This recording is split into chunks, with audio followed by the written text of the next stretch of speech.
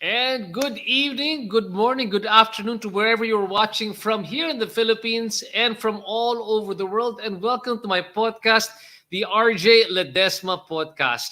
In the RJ Ledesma Podcast, I interview the country's pioneering business personalities and entrepreneurs to learn more about how they think about doing business. What are their success secrets? Can we hack those same success secrets? How have they innovated? How have they pivoted their businesses during this pandemic? But more importantly, what opportunities do they see emerging in this now normal? Is there a business personality or entrepreneur that you would like me to interview here on the podcast? Please let me know. Just drop me a message. I would love to have them on the show and to learn from them. We are also live right now on Kumu, CBRC TV, Global Pinas TV, and now the Bounce Back Network. Tonight, we are blessed with three guests, starting off with a co-founder of Catalyze Institute, which is a startup digital school on a mission to educate Filipino small and medium enterprises on transformation and digital technologies. We have Simon Villalon, who will be joining us. And under the Catalyze Institute, they've got some very special guests for an upcoming webinar, which they will have an upcoming conference. We'll also have right now the Delivery Business Unit Head and Digital Acceleration Director of Shakey's Philippines. We'll have Kellda Centeno. And lastly, this lady, I've been wanting to get her on the show ever since her startup, her food startup, became part of Y Combinator, which is a very prominent startup organization in the US. Her name is Mikee Villareal of MadEats. And MadEats is an on-demand online restaurant group that is built particularly for delivery. This coming week, they're going to be having an SME Accelerator course on digital success for small, medium businesses together with Mikee and with Kellda. And with that, can I please welcome here on the show right now, very happy to have them. Please welcome Simon Villalon of Catalyze Institute, Kellda Centeno of Shakey's Philippines, and Mikee Villareal of MadEats. Guys, girls, thanks so much for joining us here on the show. Happy to have all of you. Hi, thanks RJ. Great to be here. Great to be here. Thank you. Thanks for having me. Thanks for having us. Really great to have you here and really inspirational stories coming from all of you. But before we get the ball rolling, let's tell people a bit more about what Catalyze Institute will be doing this coming Thursday. Yeah, great. Thanks, RJ. So this coming Thursday, we're going to be launching the first of our accelerator courses, specifically bringing in thought leaders who are working in the food and beverage business. So this is going to be streamed live, and this is going to be the first of a series of courses that we're going to be running, focused specifically on helping the Filipino business increase their digital quotient through digital transformation. And again, tell us a bit more. I know I described it in a nutshell what Catalyze Institute is all about, but maybe you want to tell a bit more why you put together Catalyze Institute, or why you're doing this specific course. Yeah, and Catalyze Institute, like you said, you're talking about this now normal and how we've transitioned into this space where while we're not quite post-pandemic, we now know that we need to live in a new way, different from the way that we lived prior for us experiencing COVID-19. So during the middle of the shutdown, my co-founder and I, Peter Cauton and I, we sat down and we said, what can we do and how can we look at businesses which need to work in a different way? And we are both very, very passionate about education. So we looked at the education landscape and we thought, what can we do to bring in people from all over the world who have this great theory and great digital leaders who have carried out this theory in the local market. And that's how Catalyze Institute was founded. So we decided to put together a course and we wanted to get this out to as many people as possible. That's why the digital platform made absolute sense for us to go forward. We're now borderless. We can cross time zones and we can bring people from all over the world into the same space and share ideas and make new friends. And what's great about this one is, well, of course, just as a disclaimer, no, Simon's my brother-in-law, but very happy to have him, of course, here on the show. Simon's own background coming into this program or coming into Catalyze doesn't just come from being an entrepreneur. He was actually a corporate or IT executive for a couple of years. Mm-hmm. How did that inform your own decision in creating the Catalyze Institute, Simon? Because we're solving pain points, and I'm sure that you discovered the pain point that there is something lacking in terms of the education for the digital landscape. But how did your own background inform you creating a Catalyze Institute? Thank you. And you do me an honor by saying a couple of years, right? But I think my white hair belies the amount of time I spent in corporate. And you hit the nail on the head, right? I mean, I loved working in corporate. I love the IT industry, made great friends. And the thing that we were always talking about was how could we bring these concepts from developed nations into our own industry. So sometimes the concepts or the products, the software, the technology, there was a gap with regard to how it was going to be applied here. So basically speaking, not everyone could afford multi-million-dollar software installations in the Philippine market. Not everyone could take the risk on running an 8-month, 12-month IT transformation project when you're trying to work month by month, quarter by quarter. So that was the gap that we were trying to solve. And we knew that we could do it. So for my other business, when I was running an IT consulting company, we took those large concepts and we pared it down into doable, executable programs for our customers. And that's what we wanted to share with folks. So through Catalyze Institute, we want to work with companies who are interested in learning how to do this rapid fire way of implementing, testing, refining, and then relaunching products or projects within their organizations so that they get the best value right away. So it's that technology, that thinking, that philosophy that we wanted to share with people through Catalyze Institute. And that's what brought you here. And the interesting thing also as well, for people who don't know, Peter Cauton is part of Storm Technology. Storm is also a very disruptive HR platform. And I understand Kellda used to work together with that. And maybe you can share a bit more about that later on, Kellda, when I talk to you. You were both very passionate. What did Peter also bring into this one? Because I'm thinking you brought the sort of IT corporate background. He on his term, brought the startup mentality into this equation. Yeah, it's that startup mentality. So Peter had a lot more experience than I did with regard to starting up businesses and running it from an entrepreneurial mindset standpoint. So Peter was very crucial in creating that, and continues to be crucial in creating that product market fit for us, and making sure that we hold true to the values that we want to hold true to. So that's where Peter acts as that compass for us, making sure that we're data driven, making sure that we know who we want to reach, bringing us to market and talking to the people that we want to talk to and bring into the programs, helping us build our network, and working with communities. So that's where Peter and I complement each other, and we're both very, very passionate about education. So Peter taught in the grad school of Ateneo for psychology, and I'm guest faculty at UANP in their master's in IT program. So that underpinning and love for education has been there, and it's kind of like where we were joined at the hip going forward. Fantastic. So if you want to find out more about Catalyze Institute and the programs that they offer, you can see the website over here. That's catalyzeinstitute.com. And their first program will be their Digital Accelerator program for SMEs, which is going to be this Thursday. That's June 16. The course is online. And for those who want to go, there's a special promo code if you are listening right now to the RJ Ledesma podcast. Can you play me flash that also here right now, Strauss? Can we show their special promo code? Baka mawala yung mukha ni Mikey dito pati ni Kellda, but it's good. But there, that's okay. If you can just briefly show that one. So, someone, more or less, what? If you don't mind me asking here in the show, I'm sure the rates are very affordable as well, right? But then there's a special promo code for this one. Yeah, for this one, so you just put in the forms. So there'll be if you go to our website, there'll be a link to the forms there as well. So it is a Google form that we have underneath there. And if you put RJ Ledesma there, you'll get.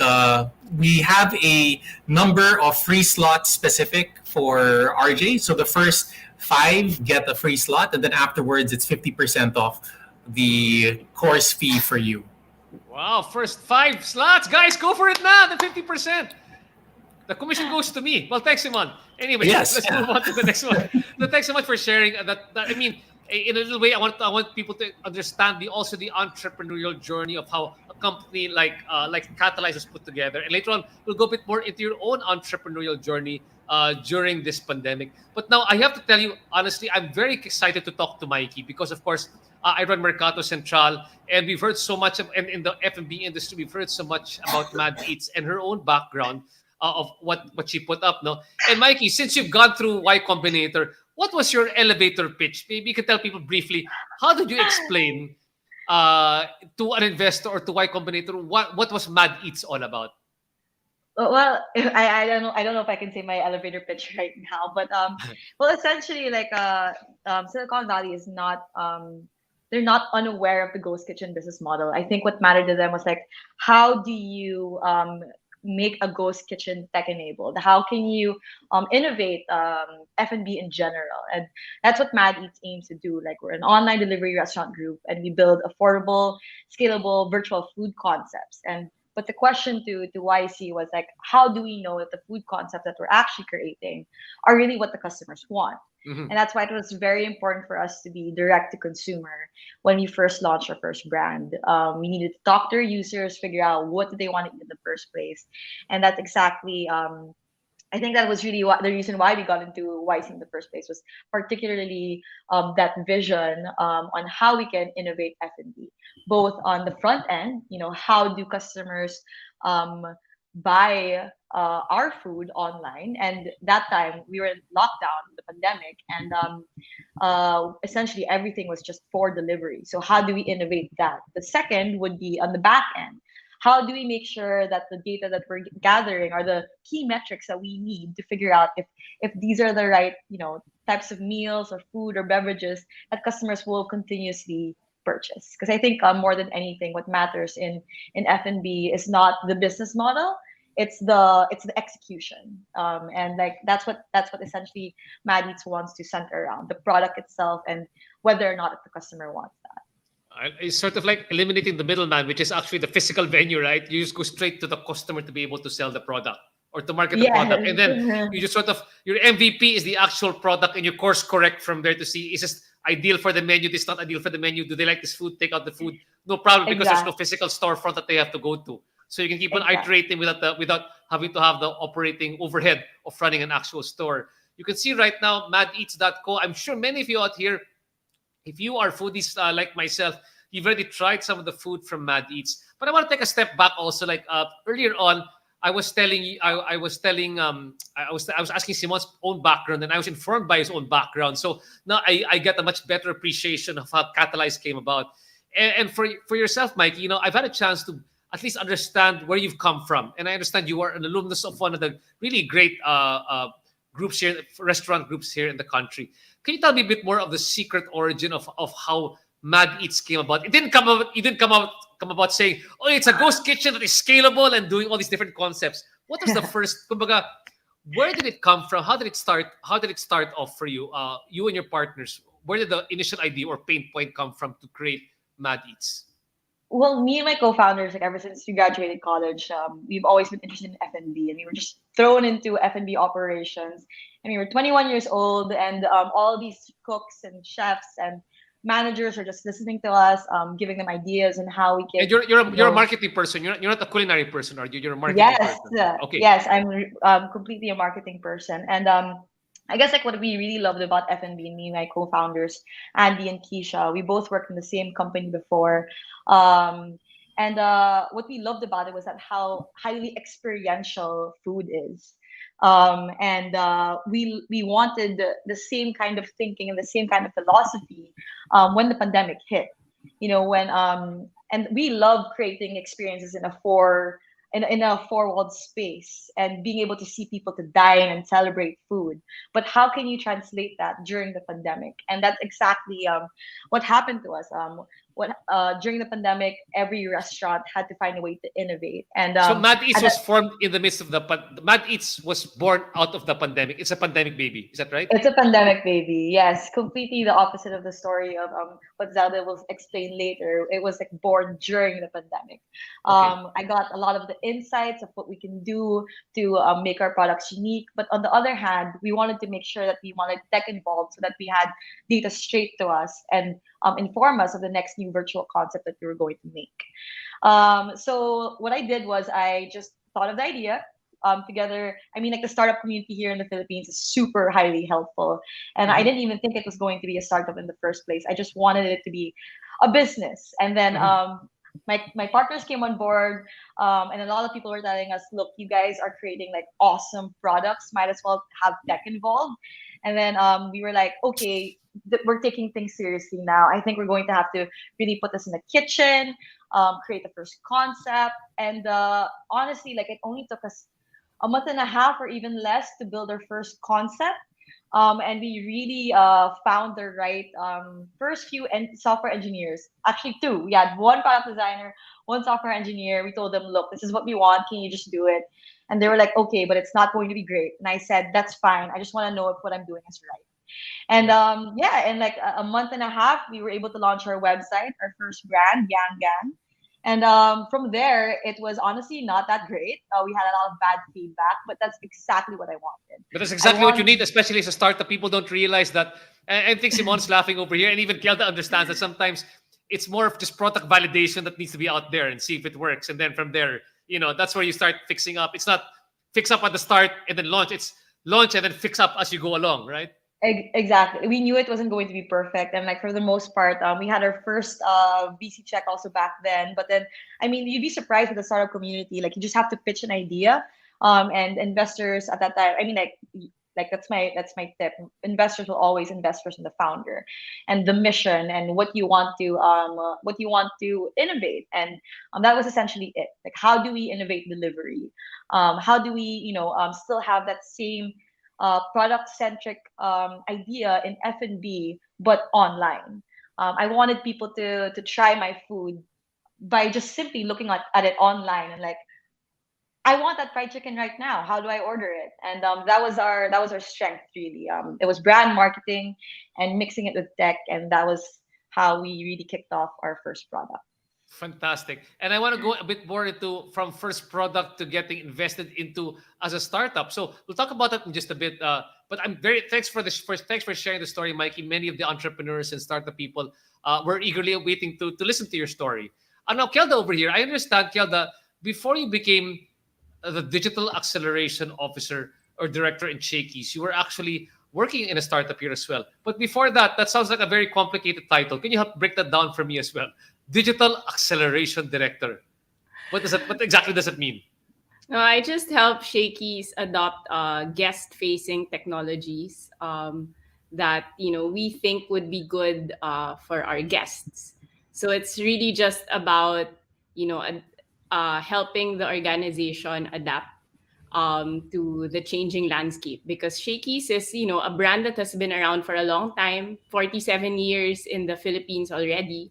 Very, very brick and mortar. So It's about making sure that we're relevant even in the future, and that we're able to adapt to what our guests want. No, so primarily I handle just our our app, our website, and the supercard. Yeah. Let's before that, let's show because Shakey's is here. One of my I had Vic Gregorio here at the show. Love Vic. I understand right now, Kellda, you were the one who brought the pizza to my house during that time. Not you yourself, but you made sure it came over here. Let's for those watching it right now, let's give a very special Shakey's promo. Let's flash the Shakey's promo here right now, Strauss, if you don't mind. Sige, kahit hindi makita mga mukha namin, show the Shakey's promo, Strauss. There you go.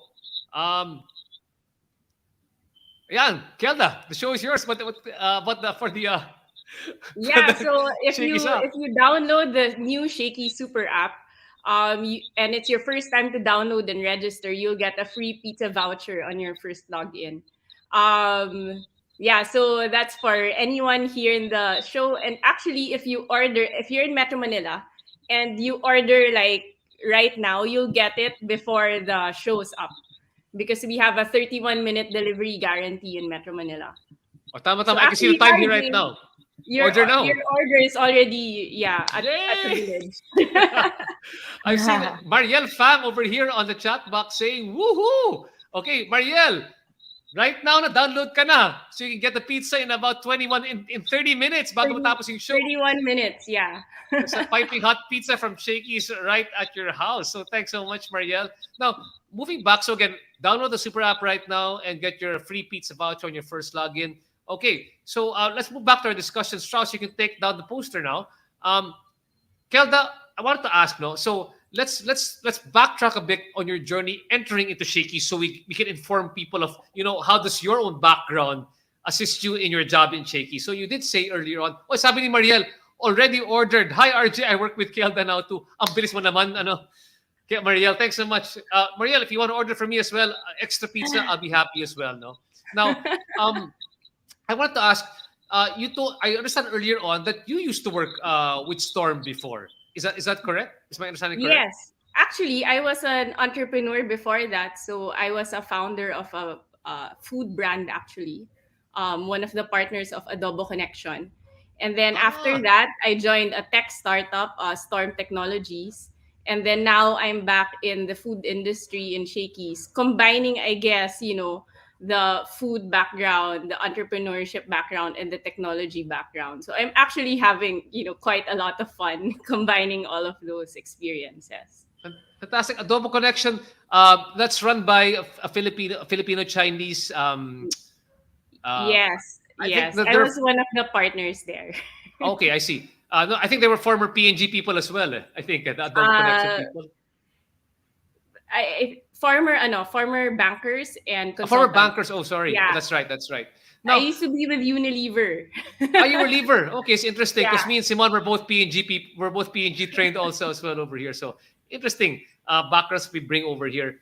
But what I'm interested here right now is that you were working for Storm, and so technically in the startup world you got this entrepreneurial background. Why move back into the corporate world after being in a startup environment or even in a founder's environment? If you can help me understand also the thinking behind that one. Well, to be honest, I got a bit tired. So I was looking for a bit less pressure and a bit less responsibility on my shoulders. Because I started the entrepreneurship journey very early, Parang I was only in Unilever for 5 years, and then I got into startups and entrepreneurship, and I just felt a bit tired. So I wanted something, exciting, interesting, but maybe not as fast paced. In fact, I joined Shakey's just 2 weeks before the lockdowns hit. So my wish of a slightly easier, important but not so important role didn't happen, kasi my first role in Shakey's, actually my current role pa rin is I handle delivery, digital's secondary to that. But so I didn't get my wish of looking for something. You literally hit the ground running when you came to Shakey's 2 weeks and then nag-lockdown tayo. Yes. So parang there was no honeymoon period, no easy period actually. And I think, me trying to escape the whole, like in startup years, because like a year is actually, it feels like 3 years, right? So Yes, yes. it's very fast paced. Every quarter feels like a year sometimes, and I kind of wanted to slow down and get away from that, but obviously that didn't happen. God God didn't think had that was other best for you. God plans. didn't think that was best for you, I guess. No, he said, no, you need a stress in your life. Oh, over here, we've got the Chensa Grace Sapalo saying, woohoo, Sir Simon. Simon, got some fans here saying hi to you Hi, in our Chansa. chat box. Okay. So Kelda, so you went back into the corporate work, and you know what, I'm just referencing my own interview with Vic Gregorio over here on the show, and he said one of the key pillars to Shakey's growth is really the delivery and the supercard. I mean, these are everybody when it goes to Shakey's. That's really for me. Of course, the pizza is a competitive advantage, but it's the delivery and the supercard which is the true, I guess, competitive advantage of Shakey's. Now, in terms of you had that entrepreneurial background from being a founder of two different companies. How were you able to use, I guess, that entrepreneurial mindset when you came into your job in Shakey's? How did that benefit you when you came to Shakey's? And because you're working again in a corporate environment, was that you had to use now an entrepreneurial mindset, or you had to see opportunities that maybe people could not see if they were in the corporate world? Yeah, I think a lot of it that I bring with from the entrepreneurial mindset is really this mindset of let's just try, let's experiment, and let's see what happens. And then um, it's not actually Shakey's isn't very hierarchical, but I think part of it also was I wasn't afraid to just go and try and talk to people and do things, right? Na parang I didn't really limit myself or my team. Na okay, no, this is kasi sometimes it's like that, diba? Na parang ito lang because this is how it was done before. I never let that stop me and my team from trying new things. No, just because it was done that way before doesn't mean it needs to be done that way forever. I That's think it's right. really that that mindset, and then trying things here and there. Sometimes small things hindi ko na pinapaalam. I'll just try, and then I'll say sorry if it doesn't work. But if it works, I'll keep pushing for it, right? Doing a lot of pilots actually and experimenting a bit here and there. I think that's really helped. But I think part of it really is na not to be confined to certain boxes or certain rules. That I think sometimes when you're corporate for a long time, you kind of get stuck doing what you've always done before. That's right. And again, you say that entrepreneurial mindset. When you entered into your position, what was that sort of like the biggest opportunity or largest, I guess, pain point that you could turn into an opportunity for Shakey's from that digital acceleration standpoint? Well, I think from the digital standpoint, no, a lot of it was really so Shakey's naman kasi even before I came in was already investing in technologies. Mhm. They invested really early, and I think Shakey's was one of the first branded apps for delivery that we had here in the Philippines. But that said, technologies change, and a lot of it was about getting the technologies or up to speed, making them work better, or replacing them and completely overhauling things that needed to be changed. Everything, of course, in the mind of or in line with trying to get pizza and chicken mojos delivered faster. Because speed isn't just about the guest waiting. Of course, the shorter the delivery time, the better the product is also when it gets to you, right? It's hotter, it's fresher, the chicken's still crispy. Mhm. So a lot of it was with that in mind. No, it wasn't overhaul or change things for changing just to change things. It was to make sure we could get the pizza delivered faster. Yeah. You know what? There's an interesting perspective that came out in your discussion. You said that you had to move from, you want to get a slower pace or more relaxed pace of life by moving back to my son. Thank you. Congratulations, Anak. So this is how it's like to do work from home, right, Simon? And Simon has a lovely Absolutely. 3-year-old girl, a lovely 3-year-old Coco over there. So what it's not exactly. I mean, entrepreneurship is great if you can live it, right? Because it's a roller coaster, right? And someone was saying over here, being an entrepreneur is a 24/7 job. It's tired, di ba? And that's really the truth for men. See, natatawa si Mikey dyan kasi Mikey knows exactly what we're talking about, Mikey. It's a nonstop. It's a nonstop. I'm just getting started. Yeah. Once you get started, you just keep on going at it. So, I mean, it's a fun thing, but you must understand that, it just doesn't stop. The hustle doesn't stop when you become an entrepreneur. Now, Simon, going back, the discussion that you guys are going to be having in this coming Thursday is about digital acceleration. Now, at this point of the discussion, when the people are starting off a business or people are starting off a startup, diba? Yeah. There are often missteps that they have along the way, and I guess this is where the intervention comes in for you guys. At that stage, when let's say when Mikey was starting out, or other businesses that are starting out, what do you find as the most common missteps that they have, and how can they, I guess, remedy that at that point? What were your own use case studies? For what I found, like personally, like when we were iterating, so through the business that we had, what business that we have, so you mentioned Good Greens earlier, so that's the agri-tech business that I run, and Catalyze also. When we were putting it up, one of the first things that we had to give up, and I say we because it's a constant conversation with me and my co-founder, with Peter and my co-founders at Good Greens. We had to keep on talking about how we were bringing the product out into market, and we were trying to be as passionless about it when we started to realize that parang ito hindi to gagana to ito parang medyo sablay yata to, no? But it's in some of them where we really, really, gung-ho about it. Like, no, this is the one that will solve all of the problems of the world. We have to hang on to it and you have to push it through. Sometimes hindi. And at that point in time, I had to give it up. It's, you're right. Let's ditch it. It's not the right time for this. Let's shelve it and let's see when we bring this out again. No? So that's one of the things that we had to learn early on. That I had to learn early on. Parang pagdating sa negosyo, walang santo-santo, no? I mean, everything is up to the consumer. It's up to them to buy it or not, no?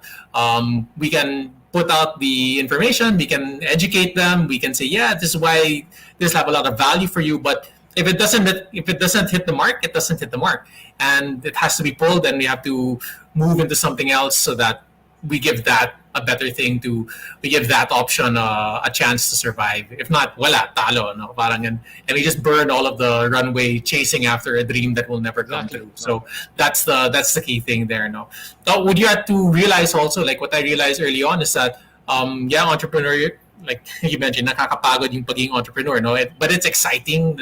Let's not understate that. No? It's exciting when we put out something and it works. And we get the response of the customer when we talk to our customers and say, yeah, that's exactly what you needed. We want more of that. That's super, super exciting. What they learned also early on is that it cannot be fly by the seat of my pants. No, the underpinnings from a financial standpoint need to be there. No, and I think we just get better and better at it over time. No, that we realize, okay, if it costs this much to put this one out, and we think that there's this much revenue in it. Over the course of our experience, we just realized, ito, parang okay to. Sige, subukan natin. Let's roll the dice there. Ito, parang sa simula pa lang, pag-aralan pa lang natin yan. Kasi mukhang medyo malabo yata yan. No? So, there's a back and forth.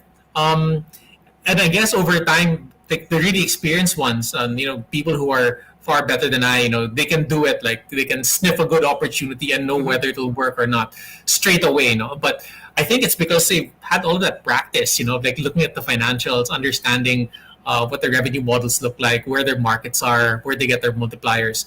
Doon na, I mean, hasang-hasa sila doon. They know how to do that. So starting it out, that was a discipline that I had to rebuild. No, I hadn't used my accounting skills in years, so I had to kind of dig it up and say, sige na nga, okay, how does this work again? And learn. So those two things, I think, starting out. Don't get attached to any idea because the market knows best. And the second one is, if you're going to roll the dice, make sure that the assumptions are sound. So it's not really a rolling of the dice, but it's more of a calculated risk than it is throw to luck. konting pizza break lang ako. Thank you so much, Shakey's and Kellda.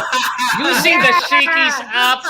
Thank you so much. Thank you. So, Less than I used the 31 app. minutes. Less than Yeah, 31 less minutes. than 31 minutes.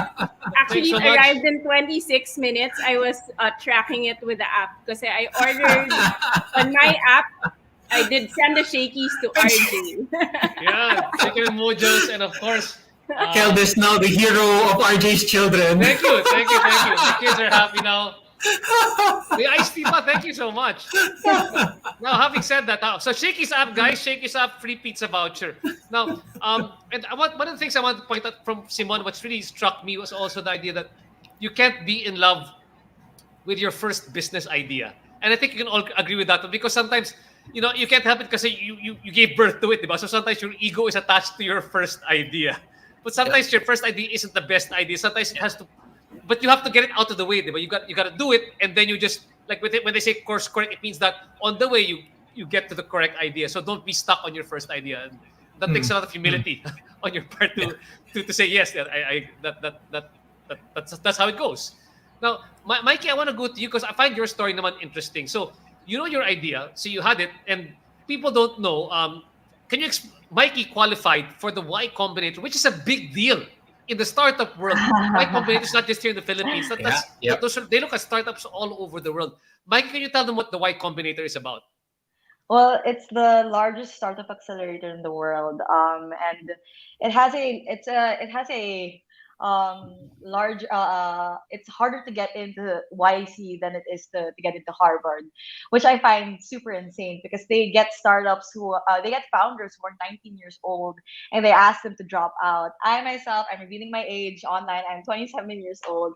It's my first ever VC funded startup. It's my first startup ever. Me and my co-founders are first time founders too. And I think essentially like, what YC really stands for is that they really want to look for essentially the founder first and what they're trying to do. And it has to be impactful in a way that how do you change the market for that particular industry? And they're interviewing hundreds and thousands of startups from all over the world. So it's only shocking as well to me that they chose someone like three females who have never experienced in working in a startup before, let alone like building a startup.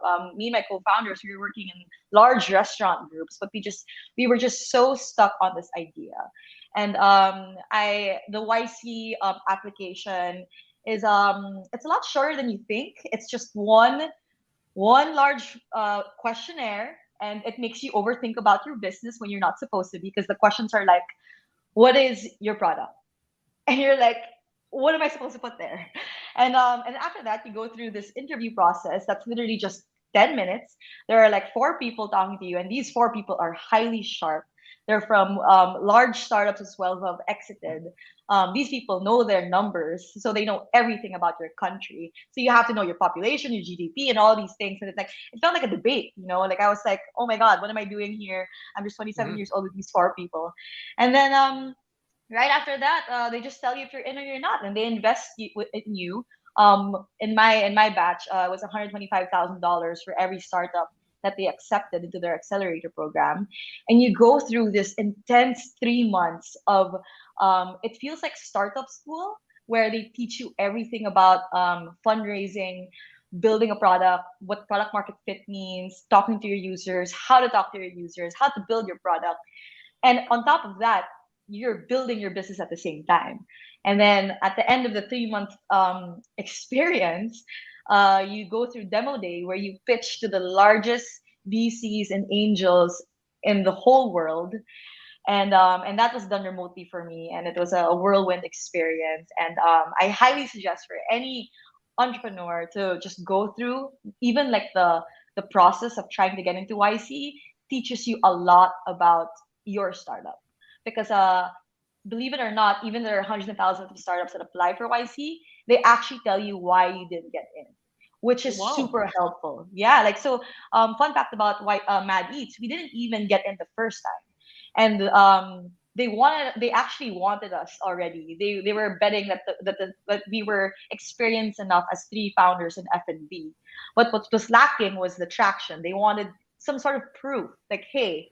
And I was like, at that time, I was like, you know what? Why don't I just make this like a cash flow business? Why don't I just stick to F&B and make this a ghost kitchen, and stick to my first VC check and leave it at that? But the second time around, when we finally got traction, YC actually emailed us and said, hey, apply again, please. Can we talk again? And that actually happens. There's this misconception that Y Combinator is so hard to get into, which it's difficult, it's complex, but the whole experience of trying to get into it in the first place is already a huge learning. And especially for a first-time founder, I learned so much in that whole experience. And being a first-time founder, I'm sure that there were a lot of lessons gained in that 3-month period. But help people understand, when you joined, this was what, because I had the chance to speak to several Y Combinator. I forget which one right now. It escapes my Zendit from Zendit, right? Yeah. The initial concept that you come in is not the concept that you have coming out of Y Combinator. When you came in, what was MadEats coming into Y Combinator? And after your rigorous 3-month, marine training for startups, what was it coming out of? What was it coming out of Y Combinator for you guys? Like my co-founders, our strength is really is in product and brand. Like we're really we really love creating food concepts. Even prior to, I mean, like it's just it felt like a hobby almost, and then a passion project, and now it became a large business. So in the beginning, what we wanted to just like put all the products that we wanted online through our own platform and be direct to consumer. But what came out of it was that we realized that there are so many other verticals in this ghost kitchen that we can explore using tech.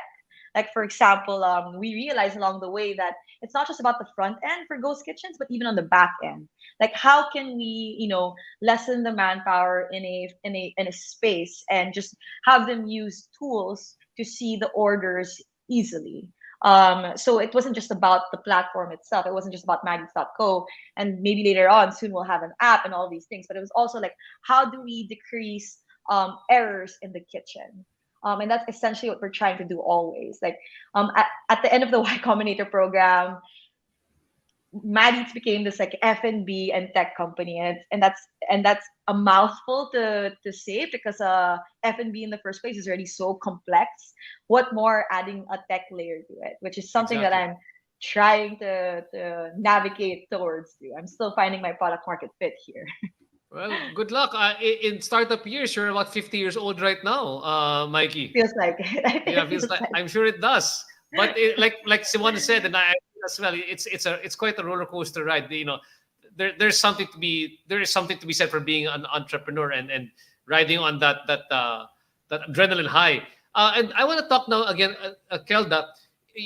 When you came in, because you've had the chance right now to see things with a bit more perspective.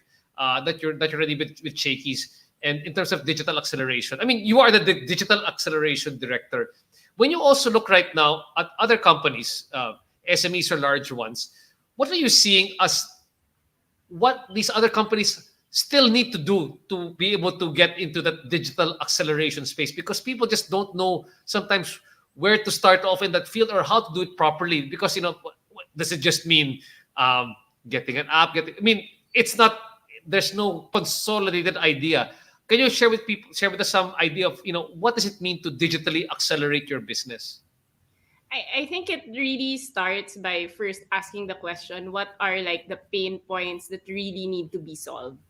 Because there's a lot of technology out there, and it doesn't have to be custom built. There are a lot of like tools that can be bought that if you put it together will be virtually custom, like a custom thing, right? But it really goes back to what's the biggest pain point you have in your business right now, whether it's customer facing, right, or it's in terms of operations. Because like what Mikey spoke about in terms of store technologies, right, and how do you get the order to your kitchen, to your ghost kitchen, the fastest way possible with the least amount of errors. So that's a technology that actually Shakey's invested in. And one of the technologies that I've been and my team's been improving upon quite a lot since I've entered. It's one of the technologies that allows us to do this 31 minutes anywhere in Metro Manila. Because that order from my app or from the call center to the store has to be accepted in a minute. So I mean, it's really about like, I think, identify all the pain points from start to end, and then just keep chipping away at it. It's never going to be perfect that, one time, right? It's about prioritizing. Okay, this problem first, then this problem, then this problem, and then eventually you'll have an ecosystem of technologies that will hopefully work together, right? So I think it's really just going back to what are the pain points, what are the problems, and then just chipping away at it little by little. Sometimes I think that people get overwhelmed and companies get overwhelmed that they have to do everything right away. Yes, exactly. Exactly. Like But Simone was saying over here, you rarely do you have a silver bullet that solves all the issues of your digital acceleration or transformation. Walang ganyan. yeah, walang ganyan, walang ganyan. And I think there's a lot of pressure to get things done right away, because of how fast the market's changing, because of how fast, entrepreneurship moves at a very fast pace, right? But I think there's really also a lot of discipline needed in, okay, this first. This is the biggest problem I need to solve first. Okay, then this next, then this next, and this next. Kasi kung hindi, nakaka-overwhelm siya. There really are a lot of tools out there. It's not about the availability of tools anymore. I think it's about what tools are best for my company, what tools are best for my business, that I need to introduce and work on. And maybe both Simon and you can help me address this question. You're talking about the tools now, no? And I understand because some companies, like, for MSMEs, they don't even have an IT person working on board. There's an IT consultant, and they don't know where to start off. I mean, they can chip away at the problem and say, okay, I've identified the problem, but I really don't know what to do next. Do I hire a software engineer? Do I get an off-the-shelf solution? And these are very basic. Maybe for you guys, it's something that you already know, but then for others who are just starting off the ground, they're trying to figure out, where do we go from here? How should they move on from that point once they identified the problem for them? I'll start off, and then I think it'd be interesting to hear Mikee put this together, because she was saying that she was not a tech person and she had to get a tech person to kind of like explain it. I'll jump onto what Kellda had said, and I'll latch onto that, which is finding out and deciding what the most important pain point is to address right away. And then after that's decided on, whatever the criteria is, is it because the workforce is getting stretched because that's not solved, or does it cost too much money because we're not addressing it, or are the customers unhappy because we're not addressing it? No. So every business will have their own priority area, and they have to choose which one to focus on. The reality is that, especially for entrepreneurs, we only have so much bandwidth from a brain capacity standpoint that we can take. No, so after we decide which area we're going to focus on, then we have to do the thing that entrepreneurs hate doing the most, which is being patient. So we have to be patient with everything else while we solve that one thing first. No, so solve that one thing, because from a tech standpoint, once you choose it, it can be off the shelf. You can choose to build it. You can buy software as a service. The interesting thing, and Mikee touched on this earlier, there is actually a very, very wide and deep startup community. And that startup community, what we find is that, very game to work with you, to work with us, to try out new things. No, so if you find the right partner, and from a tech perspective, they could be established, it could be a startup, but once you establish that trust with them, and you have them focus on that one business problem that you want to solve right away, your most pressing problem, then it happens faster than you realize. Then you can move on to the next one, then move on to the next one, right? It could be as simple as downloading, let's say, coordination is your problem. Download something like an Asana or a Trello, and getting all of the team focused on one single view of the important projects. Could be as simple as that. Or it could be a little more complicated, where you have to really sit down with a group that can advise you and say, okay, what is the best solution to solve the customer to kitchen ordering system so that they can get it under 1 minute? Kellda says it so nonchalantly, but mahirap yan. I mean, it's difficult to get it right, to get it to the right kitchen at the right time, to send it to the right store. It's not a simple thing. So that really means that they've thought about it, they've put the brain work behind it to get a good tech solution behind it. No? So for me, it would be that thinking about what the most important thing is, spending that brain power where you need to spend that brain power, and then choosing the solution that's right for you. No, it doesn't need to be the cheapest, it doesn't need to be the best, but it has to be the one that works for you at that moment. You can change it later. I mean, 3 years later, 4 years later, when you outgrow it, you can change it. No, wala problema yan. No, we think again like our ideas that we get married to. We're not married to the tech right away. You know, we do invest. We do have an ROI period, whether it's 3 years, 5 years, whatever it is. But evaluate it. You know, that's the hallmark, and I think you talk about that in your podcast quite a lot. No, the hallmark of an entrepreneur is you're always evaluating the solution and the problem and the market all the time, and then innovating. So it's the same thing. You know, when you invest in something, it's good for the moment, and then maybe you want to innovate over time, and that's what we've had to do. We've had to throw out solutions and recreate them when we find that we've outgrown them. And it just works for the time, and it works. It makes sense to evaluate them as time goes by. Also, this I'm very curious about. I just realized right now, especially for the business of Mikee, there were 3 co-founders who were all from a marketing background, and they put up. And it's just no. I mean, not that I'm putting it down. I'm saying that when you're putting this up, you all of a sudden you realize that tech needs to be sort of like at the forefront or like the anchor of the product, aside from just the food product. How does it work right now that tech isn't not just in your blood, but how does tech become strategic to you right now? I mean, there's not a co-founder who is a tech person. Did you have to bring somebody in to be the primary tech person, or a co-founder now who is also a tech person? How are you making it now an integral part of your strategy in terms of both, I guess, HR, in terms of also investment? Well, okay. In the beginning, honestly, we all realized we're non-technical, the 3 of us. But I had experience in F&B operations. My 2 co-founders are really product and growth. And the first thing that we did was actually we wanted to talk to customers first. We wanted to see like, are we going to really invest in tech, and like how is tech going to play in food in the first place? We were very traditional. We didn't know exactly where to start. And that's when, like what Simon said, you really have to ask for help. And that was the first thing that we did. Luckily enough, I'm surrounded by now. I have a few YC friends who just give me advice. Like, look, you don't have to find the right CTO or the right tech person right now. Ask your customers first. Like how are they going to use your product? What's the best way that they can order your product, and then you can start from there. Then you try to find the perfect technical person for that particular pain point you're trying to solve. And at that time was, how am I even going to get the customers to order my food, and how will my kitchen even know if someone's ordering from MadEats? I'll share with you in the early days. You know what we did? We used Viber. The 3 of us, we were non-technical. So what we did was we would get the order from our platform, send it to our kitchen through Viber. That's how hacky we were. And even then we got into Y Combinator that time already. And that was fine with them, because what mattered was they wanted a sense that people wanted our product in the first place. Then to the second question was the technical founder, right? A technical person under our team. And since we had no experience in that, I think one thing you need to realize as a founder is you need to know what you can and can't do. And that's why, like, I have zero ego. You can't have ego at all when you are a founder, because that's how you find the best people to help you solve the problem that you're trying to essentially solve, right?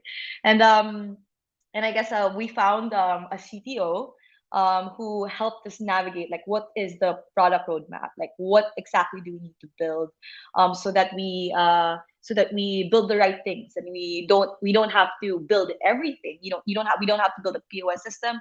We don't have to build an inventory management system. What is integral to MadEats? And that for us essentially was just the ordering process from front end to back end.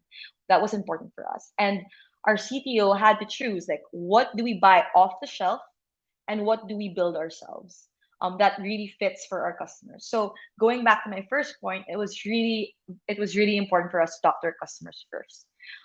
Then we find out, like, how does tech play, at least for MadEats' mission and vision, which was really to make delivery experiences better and have that same experience when it's right there in your doorstep. So yeah. really a lot to take in from you guys, and I wish we had more time. I didn't realize how much time we had already consumed over here on the show, but I think people are learning a lot from this program.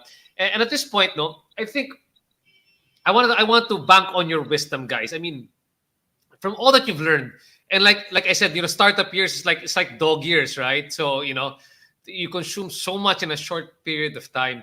Is there any other life or business hacks that you guys have? One or two or even three poignant lessons that you have that you wish you could share with other founders listening to us here right now, or other business people, so that they don't, they can accelerate their own growth. They don't copy your own mistakes. What would those be? Can I start off muna with you, Kellda? What were the three life and business hacks that you want to share with people listening to us right now? I think first is to treat things like an experiment, right? What's your hypothesis and what do you want to,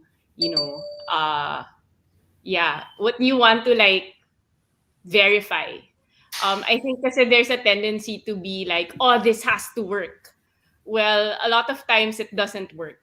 And, if you treat it like an experiment, o try ko lang to, try lang natin to, a calculated experiment, of course, right? But if you treat it like that, you don't feel so bad after. If it doesn't work out, and you're less attached to the idea and more attached to the results and the learnings. The second one, I think, is the entrepreneurship or intrapreneurship journey, or whatever journey. It's really, I think, about learning how, in some ways, to become a generalist. Like, my background was in marketing. I was not technical. I had no food experience, but I had to learn these things along the way, and really invest a lot of time in my personal learning, in my ability to learn what other people were doing or what other function needed to be done. Like, what Simon said, na parang all of a sudden he had to, you know, remind himself about all that finance and accounting. No? So I think sometimes we tend to put ourselves in a box. Na ito lang yung background ko, ito lang yung alam ko. And I think that box, like, throw that box away. It's gonna be really hard if parang you think that way, no? I think those are the top two for me. Thanks so much, Kellda of Shakey's Philippines. And again, don't forget, okay? Shakey's, the iced tea, di ko pinakita kanina. Please download the Shakey's app here right now and you get the free pizza voucher for Shakey's. Thanks so much. It took 26 minutes to get to my house. Download the Shakey's app here right now. You can see it there on the screen. Thanks so much. And thanks as well to Vic Gregorio, the great people at Shakey's Philippines. Mikey, I guess it's your turn naman now. You learned a lot in Y Combinator. Maybe you can share what were the three biggest things that you learned that you want to share with other Filipino startups? Oh my gosh. I definitely still have a lot to learn. I'm learning everything. I'm learning finance, accounting, tech, and everything. But if I could sum it up, I think number one, especially being a young entrepreneur, it's important to ask for help always. And I think there's always this misconception that entrepreneurs are intimidating, especially founders who are maybe in their Series C or D, but you have no idea how helpful they are. I've spoken to a lot of them, and they're super down to earth, and they're really willing to help you, even connect you to the right people, the right potential even partners, like, especially if you have a mission and vision in mind, but you want a technical founder with you, the right people will always come along. So there's no harm in asking for help always. I think second, which is very connected to what MadEats is feeling right now, is that trends change, and we need to be able to adapt real quick. Like, ghost kitchens was really our central business model in the beginning, but now we're venturing into utilizing the data that we have, since we're direct to consumer, and figuring out, like, where else can we take MadEats apart from being a ghost kitchen. Right now we have our first physical .coffee kiosk, because .coffee was our strongest on-demand product to date. And we need to be able to adapt that quickly. So you need to listen to your users. And I think third, which is actually a surprise lesson from YC. This is the last thing that they told us before we graduated. This is my favorite quote. You need to live to give yourself enough chances to succeed. So as a founder, health is wealth. Sleep is important. I know it's hard. Sometimes I don't sleep. Sometimes I don't take that advice. But you need to live so you can succeed. So that's something I would always have to share. Thanks so much, Mikey and MadEats. And again, before everything else, may promo pala MadEats. Hindi ko nasabi kanina. Baka may promo rin kayo dyan sa MadEats. Yeah, so we have a Mad World loyalty program. If you want first dibs on our first few products, if you want the first dibs on our promos, just sign up and log in and use your account, and you'll get a lot of free stuff, actually. Great. So that's, again, can we flash, Strauss, can we flash again MadEats one more time here on the screen? Let's flash the MadEats website for them. That's madeats.co. Again, madeats.co. Thank you so much for sharing your experience with us, Mikey. And finally, Simon, wrapping things up. Again, let's invite people to the Catalyze Institute, and please do share your insights. Yeah, thanks. So I know one of the joys of working and the startup that we have in Catalyze, that I get to work with folks like you and get to meet business leaders like Mikey and Kellda, and get to do it from the comfort of my home. So you might be able to hear my daughter in the background. So, I'll jump off on a couple of things that Mikey and Kellda said. No, so starting up, things to learn. One is, as boring as it is, set up your data model. Know what data you need to collect from the very start. It doesn't need to be fancy. It doesn't need to be brilliant, but you have to know what data you want to collect.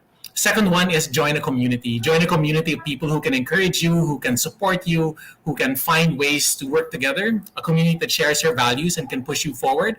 I was so surprised when we started out, and we did what Mikey had said. And we just called up all of our friends who were in the startup community, who had scaled and grown their startups, and also expanded to the folks who were doing the same thing in the corporate world. And they were super, super generous with their time. So it surprises us, and it's always good to recognize that there is so much good in humanity that we have to acknowledge, and as much as possible pay that forward as well.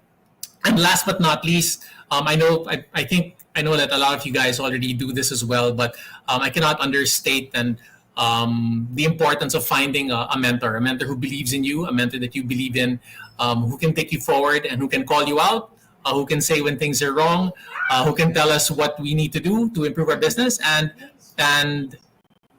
a person like that is such a blessing. So if there's the opportunity for you to find a mentor who can work with you in that way, that'll take the business so far forward in such a short amount of time.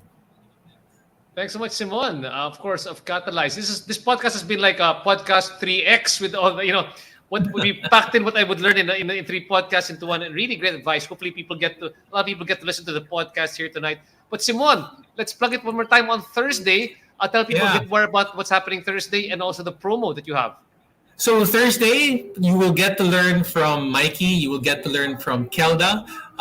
You can sign up here. The link is there below, or you can go to catalyzeinstitute.com, and the link to sign up will be there. When you sign up in the form, put RJ Ledesma. The first 5 to sign up get in for free. And after that, if you have that code, you get 50% off on this program. And this leads up into our Infinite Organization course, which runs in September. And this is part of our 1-year learning program for business owners, leaders, board members, and people who want to take their business to the next level through digital transformation. Again, fantastic. Thanks so much, Simon, Mikey, and Kellda for guesting here on the RJ Ledesma Podcast. May you order more pizzas. May you order more of the coffee. Ano pala ng coffee niyo? .coffee? .coffee, yes. Order more .coffees. Oh. And of course, please order as well. Please check out Catalyze Institute. Guys, again, thanks so much for listening to the RJ Ledesma Podcast. We will see you guys in our next podcast. Thanks so much, guys. See you next time. Simon, Kellda, Mikey, please hang on. Thank you, RJ. Awesome. Bye. Thank you. Bye.